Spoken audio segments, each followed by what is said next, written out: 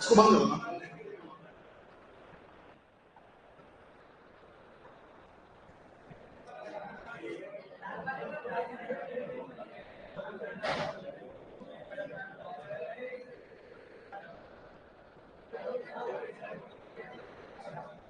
हाँ साथियों सुने, गुड इवनिंग सभी को।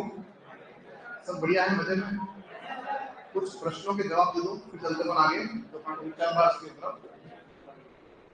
हम बात करके आए थे राजस्थान के अंदर भौतिक विभाग, है ना, राजस्थान के भौतिक विभाग पढ़ के आए थे। उसमें हमने देखा था कि राजस्थान का जो सबसे ऊंचा भूभाग है वो कौन सा है?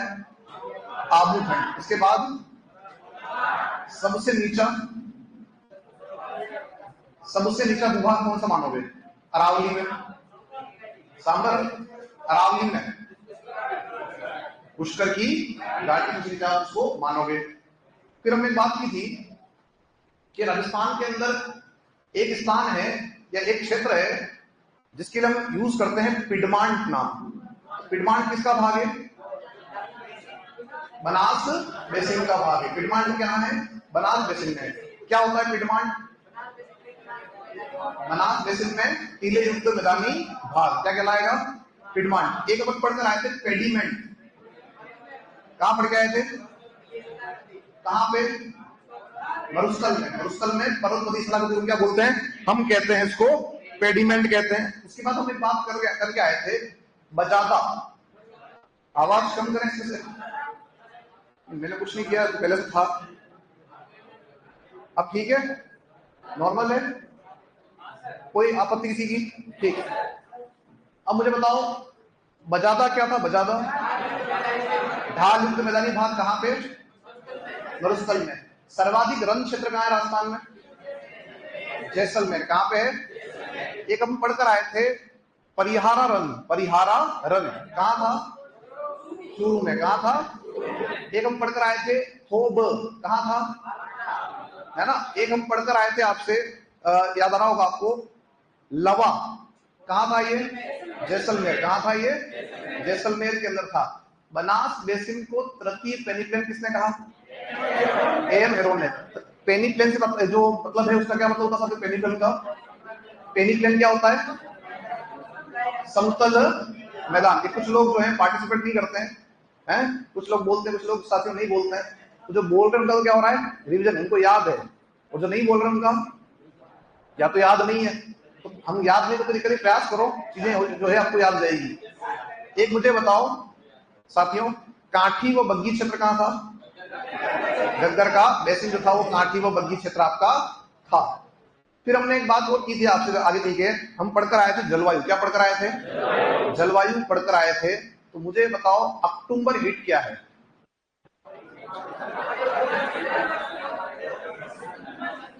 उमस के साथ लगने वाली गर्मी। अक्टूबर माह में उमस के साथ लगने वाली गर्मी क्या बोल रहे हैं अपन? अक्टूबर हीट। गुलाबी सर्दी नवंबर या दीपावली के समय लगने वाली हल्की सर्दी। ठीक है, चलिए अब हम चलते हैं आगे। आज हमें जो पढ़ना है वो पढ़ना हमें लूणी को। किसको पढ़ना है? लूणी को पढ़ना है। तो चलते हैं लूणी की तरफ। बिल्कुल बात करेंगे लूणी के बारे में। उससे पहले आप यहां देख लें,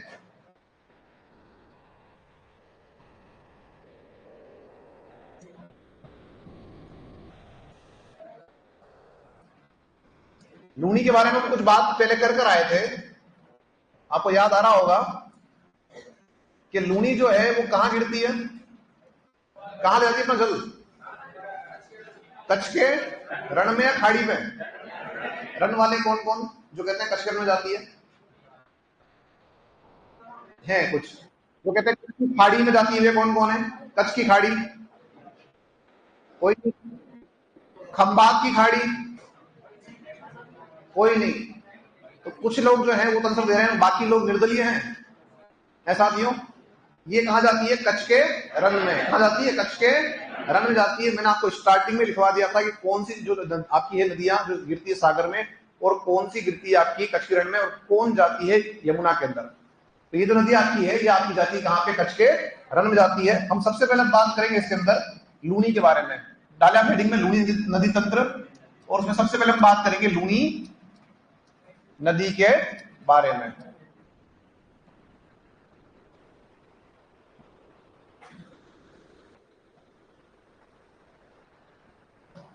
लूनी नदी के बारे में बात हम यहाँ पे करेंगे। जब आप बात करते हो लूनी की, तो इसमें कुछ हमें जो है इसके उपनाम देखने पड़ेंगे। जहां से भी प्रश्न आपके बनते हैं, उपनाम क्या क्या है इसके हैं। एक तो आप लूनी को क्या कहते हैं? लवणवती। क्या बोलते हैं? लवणवती। एक सागर मती। हाँ बिल्कुल। एक हम कहते हैं साकरी। क्या कहते हैं? साकरी कहते हैं। एक हम क्या कह रहे हैं? अंत सलीला। किसने कहा था? कालिदास जी ने। एक आपका है मरु गंगा, और एक अभी आपने बोला आदि मीठी व आदि खारी। आदि मीठी व आदि खारी नदी। कोई आपत्ति किसी की? चलिए, अब यहां से हम आगे चलते हैं। लूनी के बारे में और बात हम यहां करेंगे, तो उसमें एक बात जोड़ेंगे कि लूनी जो है वो निकलती कहां से, उसका उद्गम कहां से, वो बताएगा। नाग पहाड़ अजमेर से। जब आपसे उद्गम पूछेगा तो ध्यान रखना, यहां पे नाग पहाड़, नाग पहाड़ अजमेर से निकलती है। और इसमें एक और बात मैं जोड़ रहा हूं आपके सामने, नाग पहाड़ अजमेर से निकलती है आपकी नदी, ये ठीक है। यहां पे दो धाराएं आपकी है, एक है सागर मती, और एक धारा आपकी कहलाती है सरस्वती। ये दोनों धाराएं आपकी जुड़ती है कहां पे? गोविंदगढ़ में। कहां जुड़ती है? और गोविंदगढ़ जो अजमेर का क्षेत्र है, वहां पे आपकी जुड़ती है। और उसके बाद में ये क्या कहलाती है? यह कहलाती है लूनी। क्या कहलाती है? लूनी कहलाती है। कहां के बाद? गोविंदगढ़ के बाद। तो पूछ सकता है एग्जाम में कि किस स्थान के बाद लूनी को, जो लूनी है नदी, उसे लूनी कहा जाता है। तो क्या बताएंगे? गोविंदगढ़। क्योंकि देखो, जब आपको हम दे रखा होगा ऑप्शन में नाग पहाड़, तो नाग पहाड़ से तो आपकी जो है धाराएं निकल रही है, और वो धाराएं कहां जुड़ रही है? आपकी गोविंदगढ़ में। और उसके बाद क्या कहला रही है? ये आपकी कहला रही है लूनी। चलो अपन इससे आगे, अब हम इसके बारे में बात करते हैं, प्रवाह क्षेत्र। किसके बारे में बात करेंगे? प्रवाह क्षेत्र, यानी कहां कहां ये बहती है। जब आप इसके प्रवाह क्षेत्र की बात करोगे, तो पहले हमको देखना पड़ेगा जो पुराने जिलों के अनुसार। तो जब मैंने आपको पढ़ाया था मरुस्थल, तो मैंने एक बात बताई थी, वहां पे आपको याद आ रहा होगा, जब जपना, जब अपने लूनी बेसिन पढ़कर आए थे, तो मैंने इसकी बात की थी, है ना, कि आप किस तरह से लूनी बेसिन के जो जिले हैं उनको याद कर सकते हैं, पुराने वालों को। अब आप यहां देखें, लूनी जो है उसका जो प्रवाह है वो कहां से कहां है। यूं देखा जाए तो पूर्व से पश्चिम की ओर जा रही है ना। तो स्टार्टिंग कहां से होगी? पूर्व की ओर से। सबसे पहले अगर हम बात करें, ए से क्या हो जाएगा? अजमेर। अजमेर के नाग पहाड़ क्षेत्र से निकलती है, फिर नागौर जा रही है, फिर कहां था? पाली जा रही है साहब, फिर जोधपुर जा रही है, उसके बाद बाड़मेर, और फिर जालोर, और जालोर के बाद कच्छ का रण।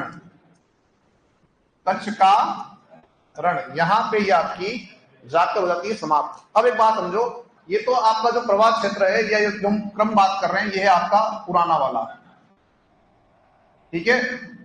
नया क्या हो सकता है, इसकी हम बात यहां कर लेते हैं। अजमेर से निकल रही है, आज भी कोई दिक्कत वाली बात इसमें नहीं है, अजमेर है साहब। अजमेर के बाद नागौर जा रही है, कोई दिक्कत नहीं। लेकिन अजमेर से एक क्षेत्र आपका अलग किया है ब्यावर, और ब्यावर में कुछ स्थान ले लिया पाली का। किसका ले लिया? पाली का ले लिया। तो अब नागौर से कहां जा रही है? ब्यावर। कहां जा रही है? अब कुछ जगह पर लगा कि पाली में प्रवेश आपका नहीं हो रहा है, लेकिन मैं फिर बता रहा हूं कि हो सकता है कि जब अपडेट कोई आ जाए उसमें आपको बता दें कि हाँ सर पाली के स्थान पर नदी आपकी जा रही है। ठीक है। उसके बाद हम बात करें जोधपुर, तो जोधपुर न जाके अब कहां जाएगी? जोधपुर ग्रामीण में ही आपकी जाएगी। उसके बाद बाड़मेर, लेकिन यहां पे स्थान क्या हो जाएगा और आपका? बालोतरा। उसके बाद बाड़मेर भी है, ध्यान रखना, बाड़मेर भी है। जालोर का जालोर वही है, साथ में सांचौर भी आ जाएगा। लेकिन अब यहां पे ये हो रहा है कि इसमें जो है नए वाले में आपके जालोर को भी नहीं मान रहे। क्या कह रहे हैं कि वो जो है बालोतरा बाड़मेर होते हुए कहां आ रही है आपकी? कहां आ रही है? डायरेक्ट सांचौर आ रही है। और इस स्थान पे आपका जो ये है यहां वाला, ये जो आपका जालोर का इलाका है, इसको इन्होंने हटा दिया क्योंकि जालोर के स्थान पे क्या नया आ गया आपका? अब यहां देखो आपके क्या परिवर्तन हुआ है। परिवर्तन ये हुआ है कि यहां पे एक जिला जो हमको दिख रहा था पाली और एक हमको दिख रहा था जालोर। लेकिन अब बात ये आ रही है कि पुराने के अंदर कोई दोनों है और नए के अंदर ये नहीं है। तो ये ध्यान रखना कि जो प्रश्न बनेगा वो आपका यहां से ही बनेगा। कहां से बनेगा? पुराने से ही बनेगा। क्योंकि आप इस बात को समझ लेना कि अगर जैसे क्वेश्चन आता है तो जो आपत्ति लगाएगा उसके पास जो बुक होगी या कुछ भी होगा उसमें क्या होगा? डेटा पुराना वाला। कौन सा होगा? पुराना वाला होगा। इसलिए आप उसके लिए भी जो है तैयार रहना। ऐसा नहीं कि हम सब नए के साथ चल रहे हैं। प्रश्न को ढंग से पढ़ना और हो सके तो आपका आंसर जो है इस वाले के अकॉर्डिंग देना। अगर इस वाले के अकॉर्डिंग क्वेश्चन आता है तो ये दोनों नहीं आएंगे उसमें, उस क्वेश्चन में इन दोनों का जिक्र नहीं होगा। समझ में आ रही बात? क्योंकि उसको पता है कि सर जैसे ये क्वेश्चन हमने दिया तो क्या हो जाएगा? आपत्ति आ जाएगी। ठीक है। क्योंकि नए किसी भी अभी तक आंकड़ों में ये जो आपकी स्थिति है वो क्लियर नहीं की हुई है। तो चलते अपन आगे। लेकिन मैंने आपको नया और पुराना दोनों लिखवा दिया ताकि आप लोगों को जो है ध्यान रहे कि कौन सा नया है और कौन सा पुराना है। अब चलते अपन आगे। नेक्स्ट हम बात करते हैं जो आपका लूनी है, इस पर एक बांध बना हुआ है। कौन सा बांध है इसके ऊपर? जसवंत सागर बांध। कौन सा बांध है?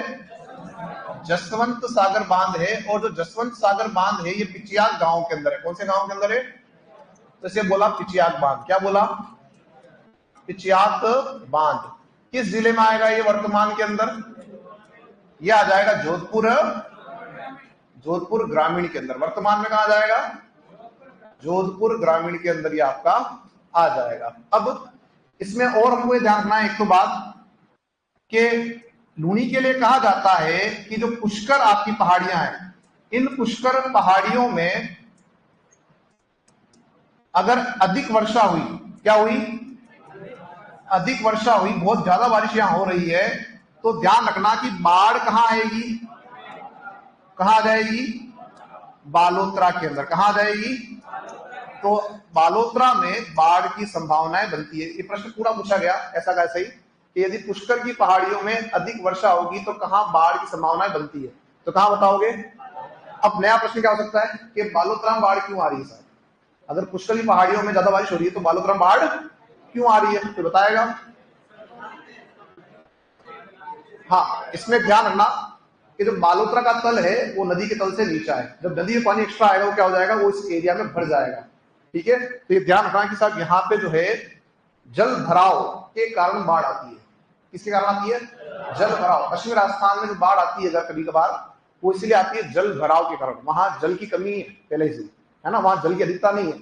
वहां केवल जो है वो पानी भर जाता है और वो पानी आपका जो है अंदर की तरफ प्रवेश नहीं कर पाता है। इस वजह से वो पानी जब ऊपर रहता है तो क्या हो जाता है? वहां पे जल भराव की वजह से क्या होती है? बाढ़ आ जाती है। अब आप कहेंगे सर ऐसा कैसे होता है? तो अंदर जो चट्टानें आपकी है वो जिप्सम की है। किसकी है? ऊपर रेत है, वो पानी को सोखती नहीं है। तो क्या होता है कि जब पानी को नहीं सोखेगी क्या होगा? वो पानी जो है ऊपर के जो है एरिया में भरा रह जाएगा और वहां पे जब ज्यादा पानी भर जाता है उससे क्या होता है? वहां पे बाढ़ की स्थिति बन जाती है। भाई बाढ़ में क्या होता है? आप बाढ़ किसे कहेंगे? तो चारों तरफ पानी पूरा भरा भरा दिखेगा हमें, हम उसे कहेंगे बाढ़। बस यहाँ पे वही हो रहा है। यहाँ पे बारिश कितनी भी हो जाए तो भी पानी की कमी रहेगी। लेकिन बस यहाँ की जो चट्टान ऐसी है कि पानी को सोखती नहीं है, इसलिए थोड़ी अगर बारिश ज्यादा हो जाती है तो पानी वहां पे भर जाता है। ठीक है, अब हम एक और बात यहाँ जोड़ते हैं, ये तो वही बात पुष्कर की पहाड़ियों की। एक बात हम करते हैं बालोतरा की, कल मैंने बताई थी आपको साथियों इसके बारे में बात। बालोतरा में क्या हो रहा है, सब बालोतरा तक पानी कैसा है, मीठा है। पानी कैसा है, और इसके बाद पानी कैसा होता है, खारा।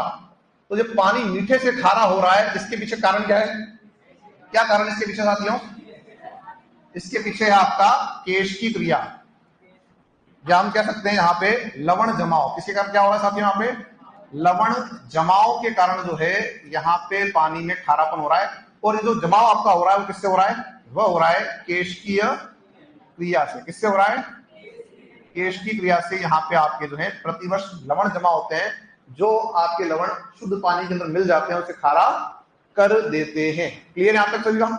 आगे बढ़ते हैं यहां से, नेक्स्ट हम बात करते हैं, एक इसमें आता है रेल व नाड़ा। रेल व नाड़ा क्या है यह,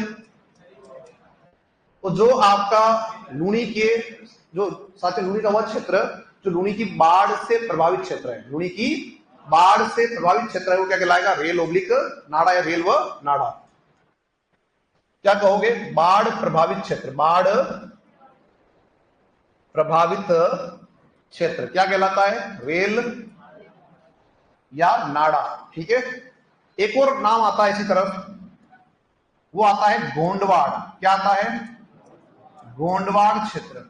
अब देखो इतिहास और आर्ट एंड कल्चर में तो पढ़ते हो तो इसका जो एरिया वो सीमित पढ़ लेते हो। सीमित क्या पढ़ते हो, शायद जालोर सिरोही पढ़ते हो। क्या पढ़ते हो आप, ये पढ़ते हो, जालोर सिरोही पढ़ते हो। लेकिन जब आप भूगोल में देख रहे हो तो ध्यान रखना कि जो गोंडवाड़ है वो लूनी का प्रवाह क्षेत्र है। क्या है साथियों, लूनी का जो प्रवाह क्षेत्र है वो क्या कहलाता है, गोंडवाड़। जबकि आप इतिहास जो पढ़ते हो उसमें क्या पढ़ते हो दोस्तों, उसमें पढ़ते हो आप केवल और केवल आपका सिरोही और जालोर का इलाका। लेकिन यहाँ पे जो आपका नाम आप पढ़ रहे हो, वो इलाका जो पढ़ रहे हो आप, वो पढ़ रहे हो पूरा का पूरा लूनी बेसिन का क्षेत्र। एक और बात यहाँ करते, मैंने अभी बताया था आप लोगों को कि कालिदास ने कुछ कहा था। क्या कहा था, अंत सलीला कहा। क्या कहा, अंत सलीला। किसने कहा, जानते हो इनको, मिले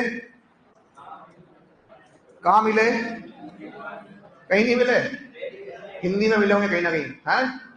क्या है, कालिदास कवि है। कहां के कवि थे, भारत के थे, किस वंश में थे, मतलब किस समय थे, किस टाइम पीरियड में थे। कालिदास जी किस टाइम पीरियड में थे, ये आप कहीं ना कहीं हिंदी में कहीं ना कहीं पढ़ा होगा कभी अपने, हैं? नहीं, चलो कोई बात नहीं। गुप्त काल सुना है ना, जो सबसे स्वर्णिम माना जाता है भारत के इतिहास में, सबसे स्वर्णिम इतिहास अगर किसी का रहा है किसी समय का, वो है गुप्त काल। कौन सा है, गुप्त काल को स्वर्णिम इसलिए मानते हैं कि वहां पे हर तरह की जो है डेवलपमेंट हो चुका था, चाहे वो गणित हो कि विज्ञान हो कि आगे कोई भी हो, है ना, तो हर सब्जेक्ट में उनका जो है डेवलपमेंट हो चुका था।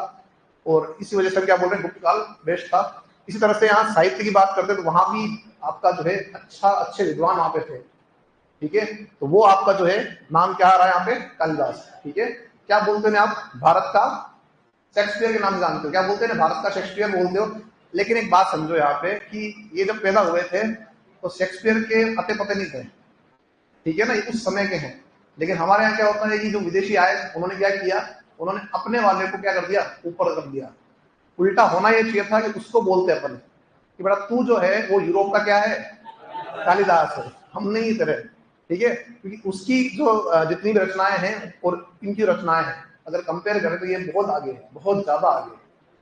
अच्छा, मैं इनकी बात इसलिए कर रहा हूँ कि राजस्थान के अंदर दो नदियां हैं जिनका उल्लेख कर रहे हैं, एक तो लूनी है और एक चंबल है। लूनी और, सिंपल प्रश्न पूछेगा कालिदास ने राजस्थान की किन किन नदियों का उल्लेख किया, क्या बताओगे, लूनी और चंबल का उल्लेख किया है। क्या बोल रहा, लूनी को क्या बोला इन्होंने बोला अंत सलीला। ये ध्यान रखना यहाँ पे। ठीक है, आगे बढ़ते हैं यहाँ से। तो हमने यहाँ पे जो है लूनी का प्रवाह देख लिया, लूनी का जो है बेसिन देख लिया। अब हम चलेंगे यहाँ से आगे और हम बात करेंगे लूनी की सहायक नदियों के बारे में। किसके बारे में बात करेंगे, लूनी की सहायक नदियां। अब यहां पे वापस वही बात आएगी, दायां और बायां, दायां और बायां। एक बार के लिए ये मानचित्र देख लो, यहां पे आप देखोगे कि ये जो नदी आपकी जा रही है,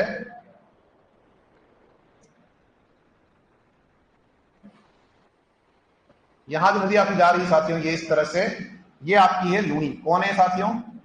ये जो मानचित्र आपका ये पुराना वाला है, ध्यान रखना, ठीक है। और यहां आप देखेंगे इसकी कुछ सहायक नदियां हैं, ये एक इस तरह से, एक आदि और मैं लिखवा दूंगा, कोई दिक्कत नहीं है। यहां जो दिख रही है आपको, देखो। अब आप देखो कि एक नदी ऐसी है जो आपके कहां से आ रही है? उत्तर की ओर से आ रही है। कहां से आ रही है? यहां से। बाकी सब कहां से आ रही है? आप देखें इस तरफ से आ रही है। अब कौन सा किनारा दायां है और कौन सा बायां है? कौन सा दायां है और कौन सा बायां है? मैंने आपको बता दिया था पहले से कि कैसे आप जो है दायां बायां निकालोगे। आप दिमाग ये लगाओ, नदी यहां से जा रही है ऐसे, हम खड़े हो गए ऐसे। अब बताओ ये जो ऊपर का किनारा है वो कौन सा, दायां के बायां? दायां वाले कौन कौन? हाँ, राइट लेफ्ट बात करेंगे, ठीक है। बाएं वाले कौन कौन जो कहते हैं बायां है? कोई नहीं। अधिकांश लोगों ने क्या कहा? दायां है, राइट साइड है, बिल्कुल ठीक है। आप देखें कि नदी इस तरह जा रही है तो ये हाथ कौन सा हो जाएगा? दायां। और ये आपका जो साथियों नदी है वो एकमात्र ऐसी नदी है जो दाएं किनारे से आ रही है। उसका नाम क्या है? नाम है उसका जोजड़ी। क्या नाम है? जोजड़ी। अब यहां देखें आप, और भी नदियां हैं, इनमें अगर हम बात करेंगे एक एक करके, तो यहां देखें कि ये सब नदियां सिंगल सिंगल है, लेकिन एक नदी ऐसी है जिसके साथ में एक नदी और आ रही है, हाँ या ना? और ये नदी आपकी है जवाई। कौन सी है? जवाई। और जो जवाई नदी है उसकी सहायक नदी कौन सी है? खारी। कौन सी है? खारी नदी है। एक नदी और यहां पे है सागी। कौन सी है? सागी। फिर अगर हम बात करें, और यहां पे आपका ये जो नदी आप देख रहे हैं इसे हम कहते हैं आपका सुकड़ी। क्या बोलते हैं? सुकड़ी। इसे हम बोलते हैं मीठड़ी। क्या बोलते हैं? इसे हम बोलते हैं बांडी। क्या बोलते हैं? ठीक है। और ये नदी कौन सी आपकी? लूनी। अब हम चलते हैं एक एक करके सब नदियों के बारे में पढ़ेंगे। हम देख चुके हैं कि केवल एक नदी ऐसी है जो आती है कौन से किनारे से? दाएं से। बाकी सब कहां से आती है? बाएं से। तो सिंपल क्वेश्चन पूछा हुआ एग्जाम में है कि लूनी की वह सहायक नदी जो दाएं किनारे से मिलती, क्या बताओगे? चले, अब हम चलते हैं एक एक करके बात इन सब की करते हैं। सबसे पहले हम बात करेंगे नदी संख्या जो हमारी एक है,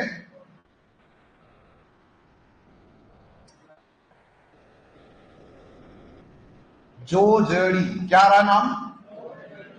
जोजड़ी। जब आप बात करते हो जोजड़ी की तो ध्यान रखना है इसका उद्गम, इसका जो उद्गम हो रहा है वो कहां से हो रहा है? वो हो रहा है पाडलू गांव। कौन से गांव से? पाडलू गांव। ये कहां आ रहा है? नागौर में। कहां आ रहा है? ये पाडलू गांव नागौर से आके निकलती है और ये वर्तमान के जोधपुर ग्रामीण में जाती है। कहां जाती है? जोधपुर ग्रामीण में जाती है। और जो आपका जसवंत सागर बांध है उसी के निकट ये आपकी मिलती है लूनी से। किससे मिलती है? लूनी से मिलती है। अब इसके बारे में हमने एक बात कर ली कि साहब ये एकमात्र नदी है जो दाएं किनारे से आ रही है। कहां से आ रही है? दाएं किनारे से आ रही है। और ये तो क्वेश्चन बहुत कॉमन हो गया है ना, पूछ भी लिया है, नया क्या पूछेगा? तो ध्यान रखना कि जो हमारे अभी पूर्व सीएम थे, कौन थे पूर्व सीएम? अशोक गहलोत। इनका जो पहले वाला कार्यकाल था, पहले कार्यकाल कौन सा था इनका? अभी कार्यकाल कब से कब तक था? 1823 था। इससे पहले कब हुआ होगा? 8 वाला, ठीक है। उस समय इन्होंने घोषणा की थी कि साहब हम जो है इस नदी पर एक बनाएंगे रिवर फ्रंट। क्या बनाएंगे? एक रिवर फ्रंट का निर्माण करेंगे। किस पर करेंगे? जोजड़ी पर करेंगे। जो रिवर फ्रंट आपका बनेगा वो बनेगा सालावाद से बोरा नाडा। सालावाद से बोरा नाडा। कहां आता है यह? जोधपुर में। यहां पर हम जो है एक रिवर फ्रंट इस पे बनाएंगे। और जब ये उस समय थे तो इन्होंने कहा था कि इस रिवर फ्रंट को हम बनाएंगे जो फ्रांस की राजधानी है पेरिस उसकी तर्ज पर। फ्रांस की राजधानी कौन सी? वहां एक नदी बहती है सीन, उस नदी पर बना हुआ रिवर फ्रंट आता है, वैसा हम जो है एक रिवर फ्रंट यहाँ तैयार करेंगे। ठीक है, कह दिया। वो कार्यकाल खत्म होने के बाद में वापस जब कार्यकाल लास्ट जो था उसमें जब वापस आए इन्होंने कहा सब हम इस पर रिवरफ्रंट बनाएंगे, और ये जो रिवरफ्रंट बनेगा ये बनेगा आपके जो है कहाँ के तर्ज पर, गुजरात के अंदर जो है आपका साबरमती रिवरफ्रंट उसकी तर्ज पर। लेकिन ये काम अभी आपका अधूरा है, ठीक है। हाँ नहीं बनाना, वही तो कह रहा हूँ। हो सकता है अगली बार आए और फिर वो कहें कि हम इसमें निर्माण कार्य करेंगे, और कब करेंगे, सॉरी किसी तरफ करेंगे, तो जो अपने राजस्थान बना हुआ है कोटा की तरफ है। तो पहले कहाँ थे आप, यूरोप में, कहाँ थे, फ्रांस में, फिर कहाँ गए, भारत में, अब कहाँ जाओगे, राजस्थान के अंदर। तो ये मतलब किसी के अपन वो बात नहीं कर रहे हैं, मैं बता रहा हूँ आप लोगों को कि बहुत सारे ऐसे काम होते हैं जो 5 साल के कार्यकाल में नहीं हो पाते, 5 साल के कार्यकाल में नहीं हो पाते। अगर हम देखो यहाँ पे मैं तो सपोर्ट कर रहा हूँ ना, मैं किसी की टांग खींच रहा हूँ, मैं बता रहा हूँ कि इतना बड़ा प्रदेश आपका है, इतना बड़ा देश आपका है, तो हम किसी से ये नहीं कर सकते कि सब 5 साल में सारे काम हो ही जाएंगे। भाई मैं अगर आपको ये कहूँ कि कल याद करके आना है और 4 दिन पूछूं तो आप लोगों के जो है 4 दिन बाद याद नहीं होता है, वो भी किसी जगह पे गए हों, है ना, और वहां पे किसी बताया सब ये काम करना है, उन्होंने हाँ तो कर दिया होगा, लेकिन जब वापस अगली बार जाएंगे तब याद अगर आया तो था मैं यहाँ पे। समझ में आ रही बात, तो चीजें होती है, तो हम किसी का जो है टांग खींचाई नहीं कर सकते। लेकिन हाँ 10 साल में काम हो जाना चाहिए था, लेकिन नहीं हुआ। और एक और बात सुन लो,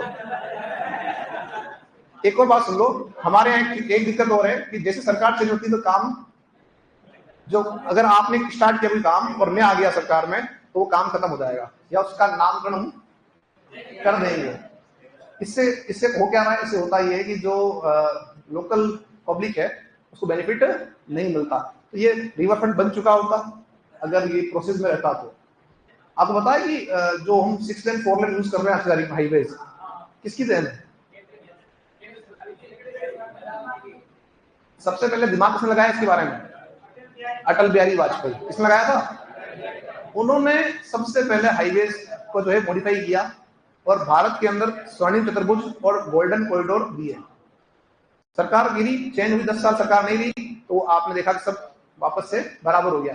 लेकिन जैसे वापस वो जो नई उन्हीं की सरकार वापस आई तो क्या हुआ, उसी पे काम हम लगा। आज 4 लेन की जगह 8 लेन आपके हाईवे बन रहे हैं। कितने? 8 लेन। मतलब 6 लेन तो आपको नॉर्मल होगी बात। हम क्या फोकस कर रहे हैं? फोकस कर रहे हैं 8 लेन वाली जो है सड़कों पर। तो ये प्रगति हुई कि नहीं, है ना। इवन आप देखो कि पहले जो है केवल आप चारकोल से बनाते सड़क, क्या बनाते थे? चारकोल से सड़क बनाते थे। आजकल अभी जो है हमारे जो मंत्री साहब है उन्होंने एक स्टेटमेंट दिया था कि हम जो कचरा होता है, जो वेस्ट मटेरियल आपका है, प्लास्टिक, उसका यूज कर रहे हैं इसको बनाने में। तो कहीं ना कहीं इनोवेशन हो रहा है, ठीक है, अच्छा काम हो रहा है, ऐसा नहीं कि नहीं हो रहा है। और हर व्यक्ति, हर कोई भी कार्यकाल किसी का भी होता है तो कहीं ना कहीं कोई ना कोई व्यक्ति काम करने वाला है। 4 टायर है, एक में हवा कम है लेकिन 3 तो काम कर रहे हैं, तो इसी से गाड़ी चलती है, ध्यान रखना, ठीक है ना। चलो हाँ, अब आ जाओ वापस इधर। रिवर फ्रंट की हम बात कर रहे थे। मैं इसलिए इस बात को मैं इतना लंबा खींचा कि रिवर फ्रंट जो है उदयपुर के अंदर भी बना रखा है। उदयपुर के अंदर भी आपने देखा कि आयड में जो है काम चल रहा था, और एक दिन के अंदर आयड ने बता दिया कि तुम यहाँ जो काम कर रहे हो वो सही नहीं है, नदी के अंदर घुस गए आपको, है ना। और पिछली बार भी ऐसी हुआ था, सेम इस बार हुआ कि सारे जो जितना निर्माण कार्य था वो सब क्या हो गया, बहकर चला गया। तो ये जो आप बनाते हैं, सुन लो इस बात को, ये जो बनाया जाता है इसको नदी के पेटे को छोड़ के फिर बनाना होता है। लेकिन यहाँ क्या हो रहा है, नदी के पेटे बना रहे हैं। मैं ये बात इसलिए कर रहा हूँ कि मैंने एक दिन पहले भी एक उल्लेख किया था, एनजीटी। किसका उल्लेख किया था? मैंने कहा था जुर्माना लगाया है, ठीक है, अभी आ रही है ये भी लगाई जुर्माना। देखो तो जो एनजीटी है ये जुर्माना क्यों लगा रही है? आप नदी के क्षेत्र में छेड़खानी कर रहे हो, नदी को प्रदूषित कर रहे हो, उस वजह से एनजीटी जुर्माना लगाती है हर राज्य सरकार के ऊपर, अगर तुम मान लो किया है तो, ठीक है। तो यहाँ जो अभी हम बात करेंगे कि जो नदी आपकी जोड़ी है इसको भी आपने प्रदूषित कर दिया। पहले पश्चिम राजस्थान में नदियां कम है, ठीक है, उसमें जो है उसको क्या कर रहे हो आप, दूषित कर रहे हो। इस वजह से एनजीटी ने आपके ऊपर 10 करोड़ रुपए का जुर्माना लगाया। कितना लगाया? राज्य सरकार के ऊपर, ठीक है। अब यहाँ पे जो हम बात कर रहे थे, ये सालावास से बोनाडा के मध्य में यह प्रस्तावित है। क्या है? यह प्रस्तावित है, कभी ना कभी बनेगा, ठीक है। आगे बढ़ते हैं यहां से। नेक्स्ट हम बात करते हैं नंबर 2 नदी की, नाम आता है लीलड़ी। क्या नाम आता है? लीलड़ी। जो नदी आपकी लीलड़ी है, इसको आप समझ लेना एक बात, ये आपकी नदी यहां से पहले यहीं आ जाती है ना, लीलड़ी। अब अगर हम बात करें लीलड़ी की, तो ये जो नदी आपकी है यह एक क्षेत्र पड़ता है जवाजा, जो वर्तमान के ब्यावर में आ रहा होगा, जवाजा। इसकी जो पहाड़ियां हैं ये उन पहाड़ियों से आपकी निकलती है और यह पाली क्षेत्र में आपकी जो है मिल जाती है किससे? लूनी से। किससे मिल जाती है? लूनी से। लेकिन क्योंकि ये पाली नहीं है तो इसका मतलब ब्यावर में किससे मिल रही होगी? लूनी से। ठीक है, पर जो पुराना दे रखा है उसके अकॉर्डिंग आपको ध्यान रखना है कि पुराने के अकॉर्डिंग आपका पाली है और नए के अकॉर्डिंग क्या हो जाएगा? नए के अकॉर्डिंग आपका हो जाएगा ब्यावर। मैं नया भी लिखवा रहा हूं और पुराना भी लिखवा रहा हूं ताकि आपको ध्यान रहे। अब हम चलते हैं नेक्स्ट, यहां से नेक्स्ट हम बात करते हैं, एक नदी और आ रही है जिसका नाम आपका आ रहा है बांडी। क्या नाम आ रहा है? आप मुझे बताओ, इससे पहले आपने बांडी का नाम कहां सुना था? कोय सागर में, हाँ या ना? तो वो बांडी अलग थी जो अजमेर वाली है, ये बांडी अलग है जो पाली वाली है। एक बांडी और आएगी बनास में, एक बांडी और कहां आएगी? बनास में, वो अलग है। यानी एक ही नाम की तीन तीन नदियां हमारे पास में, जैसे खारी थी वैसी बांडी भी है।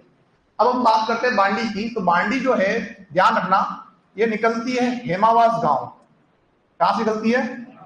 हेमावास जो गांव आपका है पाली के अंदर, ये वहां से निकलती है। हेमावास गांव पाली से निकलती है। यहीं पर इस पर एक बांध बना हुआ है जिसे हम कहते हैं हेमावास बांध। क्या बना हुआ है? हेमावास बांध बना हुआ है। और ध्यान ये रखना है कि जो आपकी नदी है बांडी, इसी के किनारे पाली शहर स्थित है। क्या स्थित है? पाली शहर स्थित है। और इस पाली शहर का सारा गंदा पानी कहां जा रहा है? इस बांडी में जाता है। और ध्यान रखना कि बांडी इतनी प्रदूषित हो चुकी है कि इस नदी को हम कहते हैं केमिकल रिवर। क्या बोलते हैं? केमिकल रिवर के नाम से हम इसे जानते हैं। सर्वाधिक प्रदूषित नदी भी इसे हम कहते हैं। क्या बोलते हैं? सर्वाधिक प्रदूषित नदी, सर्वाधिक प्रदूषित नदी। ठीक है, तो केमिकल रिवर हम कह रहे हैं। और हम कह रहे हैं कि राजस्थान के अंदर सर्वाधिक प्रदूषित नदी अगर कोई है तो वो कौन सी आपकी है? वो है आपकी बांडी है। और बांडी पे एक जो बांध बना हुआ, उस बांध का नाम क्या है? हेमावास। कौन सा है? हेमावास। और बांडी जो है, इसी की एक सहायक नदी है गुइया। क्या नाम है? गुइया नदी। मैंने आपको बताया था सरदार समन, याद आ रहा है ना? पाली के अंदर मैंने बताया था कि किसका जल आता है? गुइया का आता है। तो ये जो नदी आपकी है बांडी की सहायक नदी में आपकी आती है गुइया। क्लियर है आपको सभी का? अब मैंने बताया कि साहब ये नदी जो है वो क्या है? सर्वाधिक प्रदूषित है। जब ये नदी प्रदूषित है तो इसका पानी कहां जाएगा? लूनी में, वो भी क्या हो जाएगी? प्रदूषित। अब देखो यहाँ पे कि राजस्थान के अंदर आपने, पश्चिमी राजस्थान के अंदर पहले नदियां नहीं है, और जो है नदियां उनको भी आप गंदा कर रहे हैं। तो कौन आएगा आवाज उठाने के लिए? एनजीटी। ये कौन है? ये है आपका नेशनल ग्रीन ट्रिब्यूनल, जिसे हम कहते हैं राष्ट्रीय हरित प्राधिकरण। राष्ट्रीय हरित प्राधिकरण। ये प्राधिकरण आपका जो है सर्वे करेगा, और सर्वे करने के बाद क्या करेगा?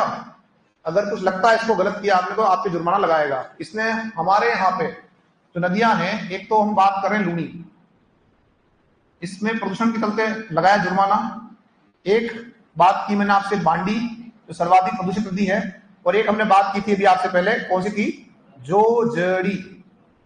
जोजड़ी, इसने 40 करोड़ रुपए का जुर्माना लगाया। किसके लिए? लूनी के लिए। क्या आपने इसको क्या किया है? प्रदूषित। इसने 20 करोड़ का जुर्माना लगाया। किसके लिए? बांडी के लिए। इसने 10 करोड़ रुपए लगाया जुर्माना। किसके लिए? जोजड़ी। आप सोचो, छोटी मोटी बात है, इन सब बड़ी बड़ी बातें हैं यहाँ पे। अगला नंबर किसका है? आयड का। क्योंकि आयड का सर्वे पिछले साल हो चुका है। पिछले साल बारिश के बाद में एनजीटी की टीम आई थी, अखबार की सुर्खियां थी कि साहब उन्होंने कहा कि अभी तक तो कुछ दिख नहीं रहा हमारे को। दिख तो सब रहा होगा उनको, पर उन्होंने कहा हमको कुछ नहीं दिख रहा है। ठीक है, वो आपको भी सामने बता गया होगा, है ना, आप जानते हो। तो उन्होंने कहा था कि कुछ नहीं दिख रहा है, लेकिन हाँ जब भी ऐसा होता है तो हम इसके ऊपर कार्रवाई करेंगे। अब मुझे लगता है कि अगर अब आती है तो शायद कहीं ना कहीं स्थिति आपकी क्या हो जाएगी? ये जुर्माने वाली हो जाएगी। अब अपन क्यों बात कर रहे हैं इस बारे में? हम इसलिए बात कर रहे हैं कि जुर्माना भरेगा कौन? सरकार। कहां से भरेगी? हमारी जेब से जाएगा। किससे जाएगा? हमारी मतलब आप और हम, आम जनता, हम टैक्स पेयर हैं। उसी से क्या होता है? ये सब जुर्माने आप वहां पे भर रहे हो। ठीक है ना?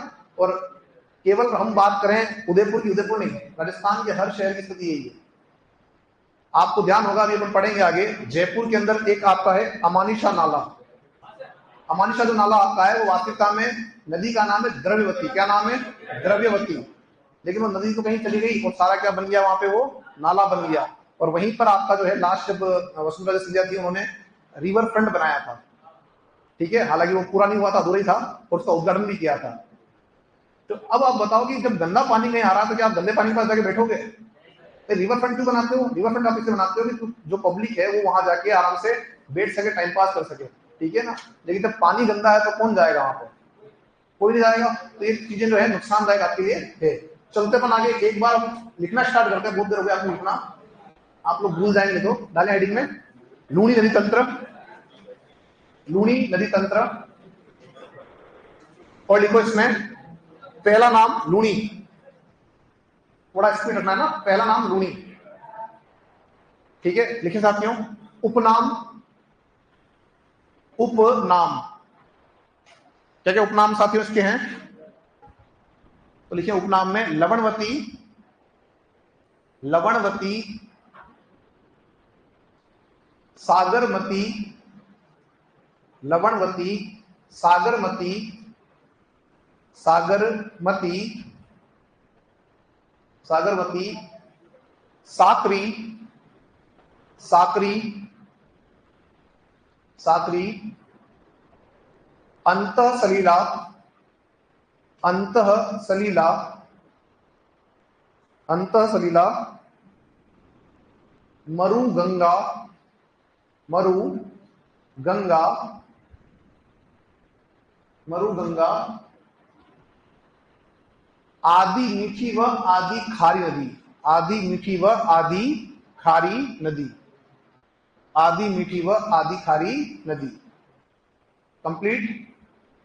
एक लिखो लाइन साथियों, कालिदास ने लूणी को, कालिदास ने लूणी को अंतः सलीला कहा। कालिदास ने लूणी को अंतः सलीला कहा। कालिदास ने क्या कहा साथियों?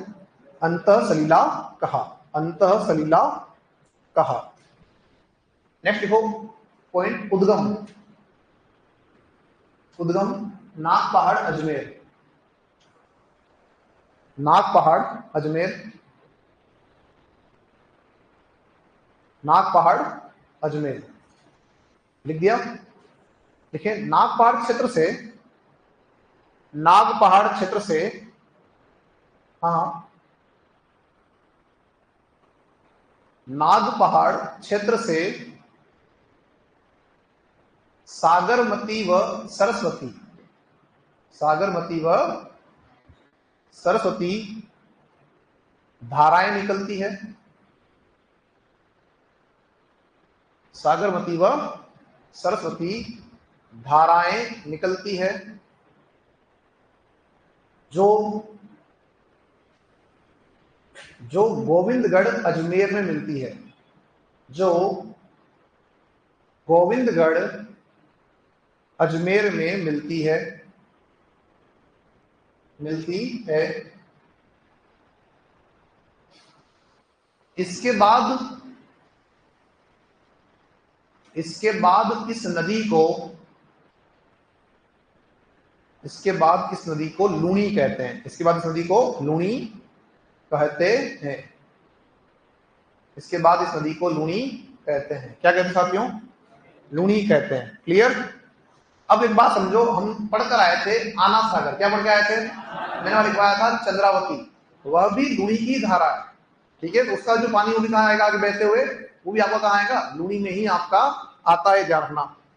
आगे लिखेंगे नेक्स्ट, देखो लूणी का प्रवाह क्षेत्र, लूणी का प्रवाह क्षेत्र, लूणी का प्रवाह क्षेत्र, प्रवाह क्षेत्र। और दो तरह से आपको लिखना पड़ेगा, एक तो हम लिखेंगे पुराना वाला, तो पहले देखो ओल्ड, उसमें आप लिख देंगे जब जपना, जब जपना, और जो क्रम रहेगा वो क्रम आपका कहां रहेगा? पूर्व से पश्चिम।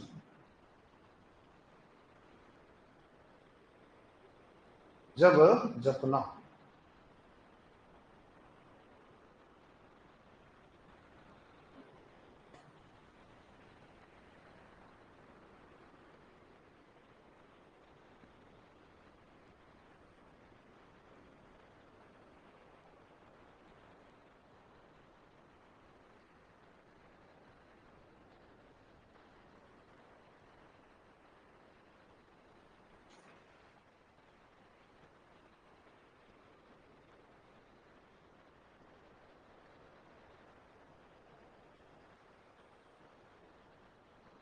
इसका जो मुहाना है वो कहाँ है, अंतिम बिंदु वो है आपका कच्छ का रण, रन है ना।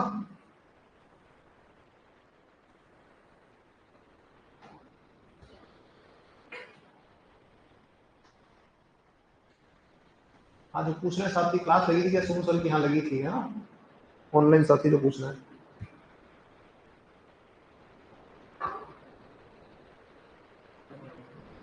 नया वाला जो सीक्वेंस आपका है उसमें अजमेर, नागौर, ब्यावर, जोधपुर ग्रामीण, बालोतरा, बाड़मेर और सांचौर।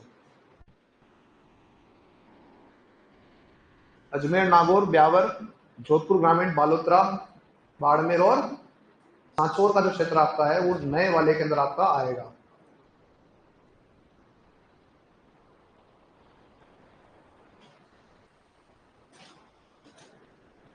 सभी का हो गया क्या यहां तक?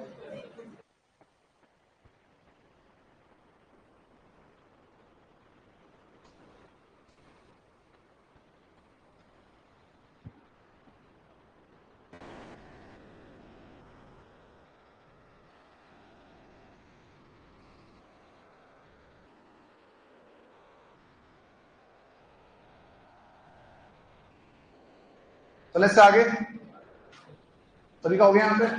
ठीक। अब देखो यहां पे एक बात और जोड़ लेते हैं कि जो आपकी नदी है लूनी, यह राजस्थान से कहां जा रही है, गुजरात। कहां जा रही है? तो हमने देखे कि इसका जो प्रवाह क्षेत्र है वो राजस्थान प्लस आपका गुजरात में है। और गुजरात में कहां जा रही है? तो हमने बताया कच्छ के रन में जा रही है। अब यहां ध्यान रखना कि जो इसकी कुल लंबाई है वो कुल लंबाई कितनी है? 495 किलोमीटर है। और राजस्थान में भी बात करेंगे तो राजस्थान में आप बात करेंगे तो कितनी जाएगी? 330 किलोमीटर इसकी आपकी लंबाई है। तो ये ध्यान रखना कि लंबाई जो आपकी कुल लंबाई है वो आपकी 495 है, जो राजस्थान और आपका गुजरात दोनों के अंदर है। और जो राजस्थान में वो कितनी लंबाई आपकी? केवल और केवल 330 किलोमीटर। लिखो साथियों अगला बिंदु, लूनी, लूनी सांचौर से गुजरात में प्रवेश करती है। सांचौर से गुजरात में प्रवेश करती है, तथा कच्छ के रण में समाप्त होती है, तथा कच्छ के रण में समाप्त होती है, कच्छ के रण में समाप्त होती है,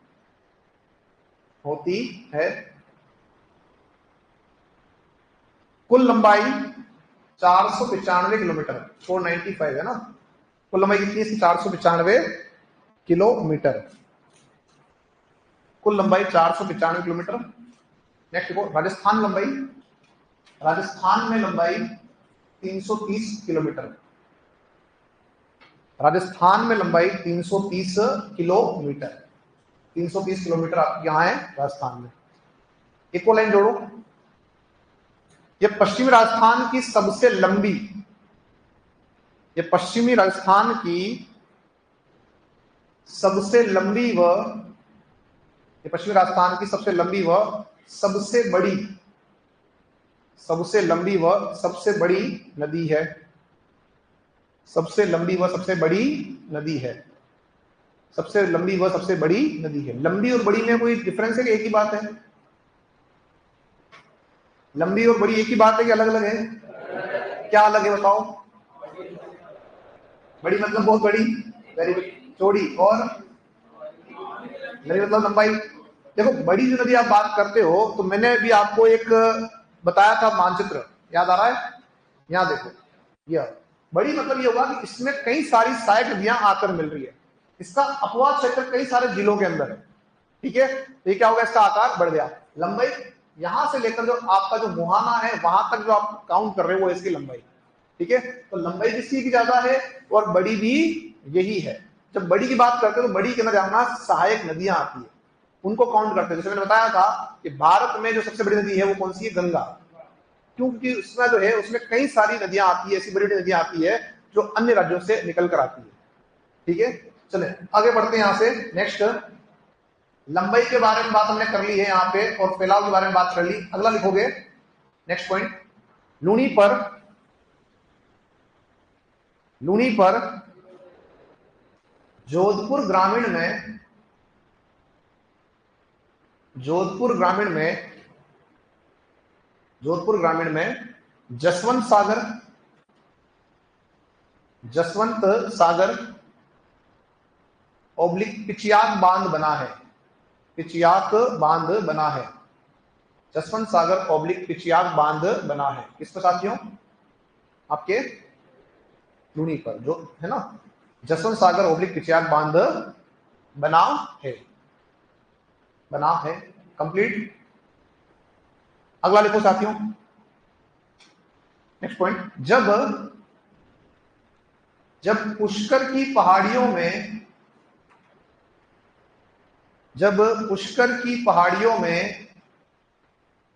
अधिक वर्षा होती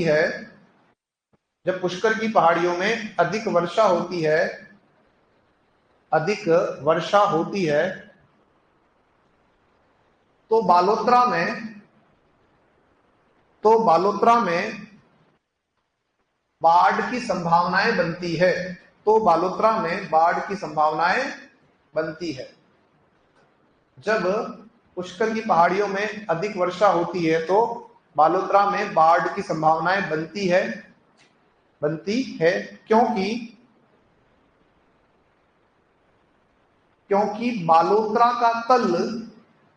क्योंकि बालोतरा का तल सरफेस जो है, बालोतरा का तल नदी के तल से नीचा है। क्योंकि बालोतरा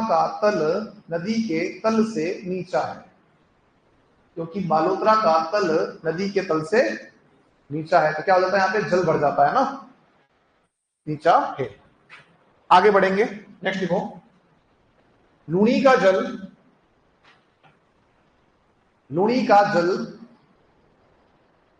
बालोतरा बाड़मेर तक मीठा है।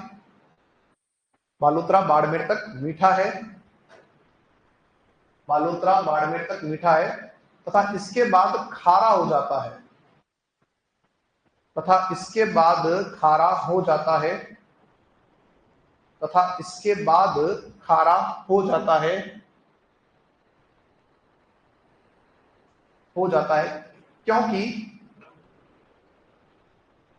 क्योंकि इस क्षेत्र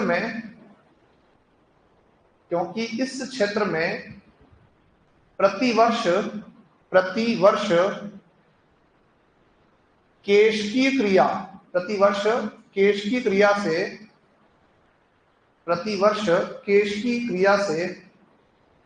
केशकीय क्रिया से लवण जमा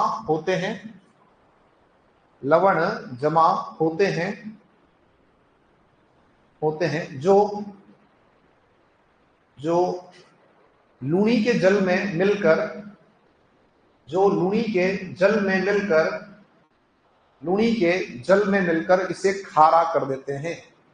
जो लूनी के जल में मिलकर इसे खारा कर देते हैं।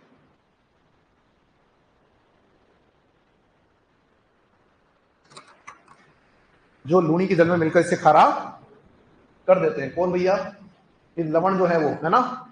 आगे बढ़ेंगे, अगला लिखो साथियों, नेक्स्ट पॉइंट।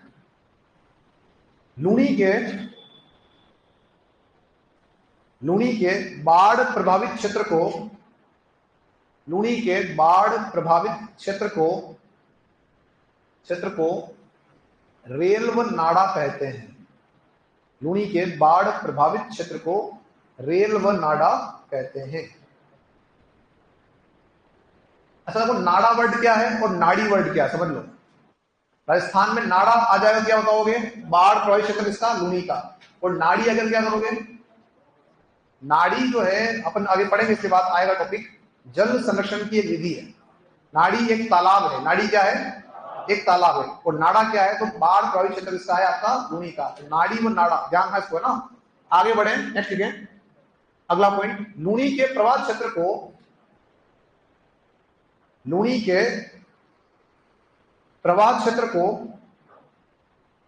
को गोंडवाड़ कहते हैं। लूनी के प्रवाह क्षेत्र को गोंडवाड़ कहते हैं। क्या बोलते हैं अपन? गोंडवाड़ कहते हैं।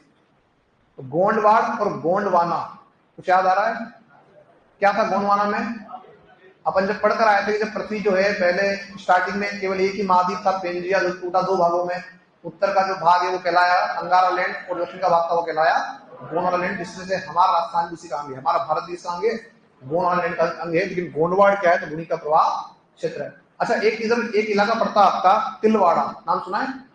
जहाँ क्या है आपका मल्लीनाथ जी का स्थान है, और वहां क्या बढ़ता है? मल्लीनाथ जी का पशु मेला बढ़ता है, हाँ या ना?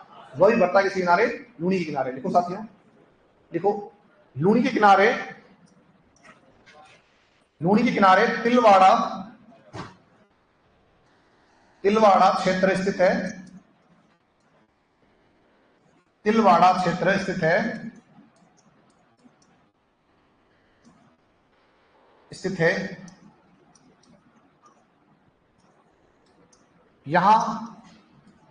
यहां मल्लीनाथ पशु मेला भरता है। यहां मल्लीनाथ पशु मेला भरता है। क्या भर रहा है? मल्लीनाथ पशु मेला भरता है। पशु मेला भरता है। कहां भर रहा है ये? तिलवाड़ा क्षेत्र के अंदर। ठीक है, चले अपन इससे आगे। अब इसमें एक बात और जोड़ेंगे अपन, लिखें लूनी नदी, लूनी नदी, लूनी नदी सांचौर क्षेत्र में, लूनी नदी सांचौर क्षेत्र में, सांचौर क्षेत्र में 5 धाराओं में बढ़ जाती है। 5 धाराओं में बट जाती है, बट जाती है। इसीलिए सांचौर को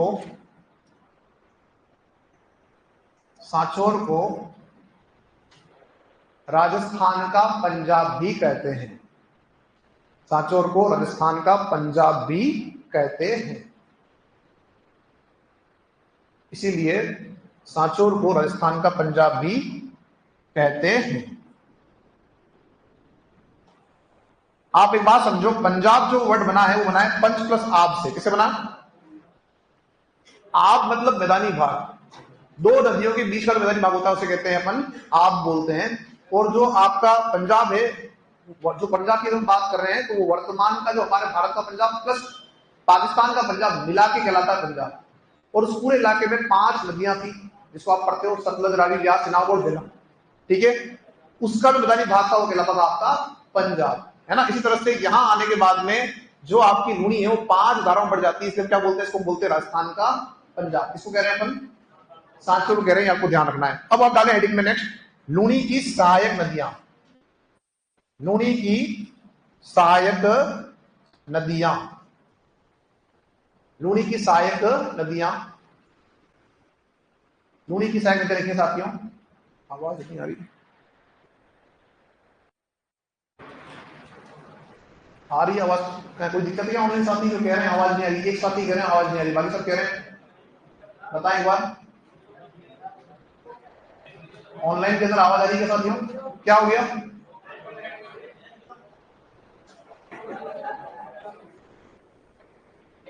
ऑनलाइन साथी बताएं फटाफट से एक बार। आ रही है? ठीक, ओके, चलो। एक साथी बोल रहे नहीं आ रही, चलो लिखो दोस्तों नंबर 1 पर जोजड़ी। क्या लिखोगे? जोजड़ी नदी।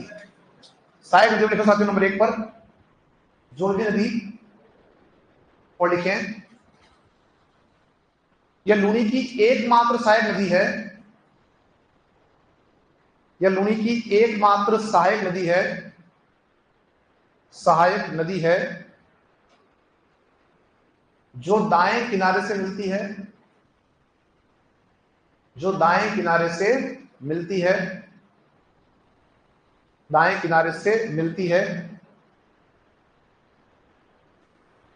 तथा जिसका उद्गम अरावली से नहीं होता, तथा जिसका उद्गम अरावली से नहीं होता, जिसका उद्गम अरावली से नहीं होता।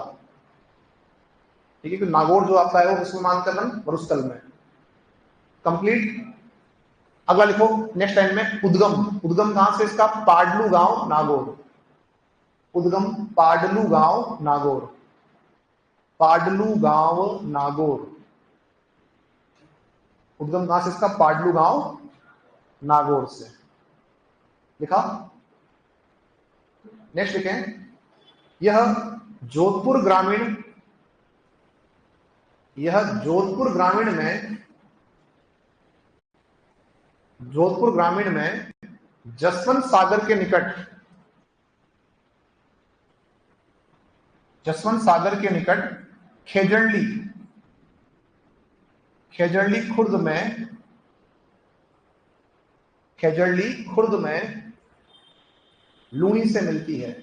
खेजड़ली खुर्द में लूणी से मिलती है। पाडलू गांव नागौर से निकलती है और जोधपुर ग्रामीण में कहां मिल रही है? जसवंत सागर के निकट खेजड़ली खुर्द में लूणी से मिलती है। कंप्लीट है यहां पे सभी का। आगे लिखो नेक्स्ट।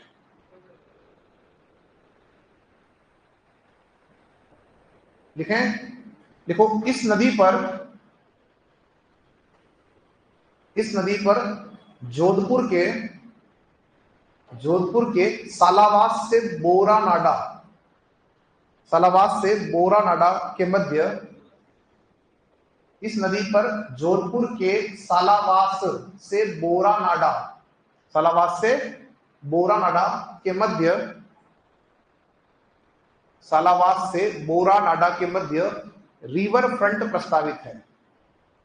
सालावास से बोरा नाडा के मध्य रिवर फ्रंट प्रस्तावित है। कहां से कहां तक? सालावास से बोरा नाडा के मध्य क्या है था? रिवर फ्रंट प्रस्तावित है। लिखा। अब एक बात समझो, यहां आ रहा है नाम बोरा नाडा और आप कृषि के विद्यार्थी हैं। क्या है यहां पे? यहां ग्वारगम उद्योग, कौन सा उद्योग? तो ग्वारगम उद्योग है, उसका प्रमुख केंद्र आपका है बोरा नाडा। उसका सेज स्थापित किया गया है। पढ़ेंगे आगे आर्थिक जो हमारे आएंगे टॉपिक में अपना आएगा ना उद्योग वाला बिंदु, तब हम बात करेंगे कहां कहां कौन कौन सेज आपने स्थापित किए। तो बोरा नाडा जो आपका है वो ग्वारगम के लिए प्रसिद्ध है। क्या हो गया? तो आप लोगों का ध्यान जो टाइम पे ज्यादा रहता है, आप यहाँ जो बता रहा हूँ ग्वारगम उद्योग, उसके बारे में बात नहीं कर रहे हो, है ना। एक आपका यहाँ पे हस्तशिल्प है। क्या है यहाँ पे? हस्तशिल्प का जो है उसका भी आपका यहाँ पे सेज स्थित है। क्या क्या स्थित है यहाँ पे? ग्वारगम का और एक आपका हस्तशिल्प। आप जब पढ़ेंगे आगे उद्योग बात करेंगे, लेकिन क्योंकि आप कृषि के विद्यार्थी हो, इसका ध्यान रखना ग्वारगम उद्योग के लिए आपका बोरा प्रसिद्ध है। अगला लिखो साथ, नेक्स्ट टाइम लिखो इसी में। वर्तमान में यह नदी, वर्तमान में यह नदी, यह नदी प्रदूषित हुई है। वर्तमान में यह नदी प्रदूषित हुई है। ठीक है। अपन इसके बारे में जब बात आगे करेंगे तो अपन देखेंगे कि जो जुर्माना लगाया कितना लगाया इसके ऊपर, कितना लगाया? 10 करोड़ का। 20 करोड़ से लगाया बांडी पे, लगाया किस लगाया? बांडी पे। अभी के लिए इतना ही अपना। नेक्स्ट हमारी क्लास होगी इसमें अपन बांडी से स्टार्ट करेंगे और बांडी से पढ़ के अपन प्रवेश कहां करेंगे? बंगाल की खाड़ी। कहां जाएंगे? ठीक है।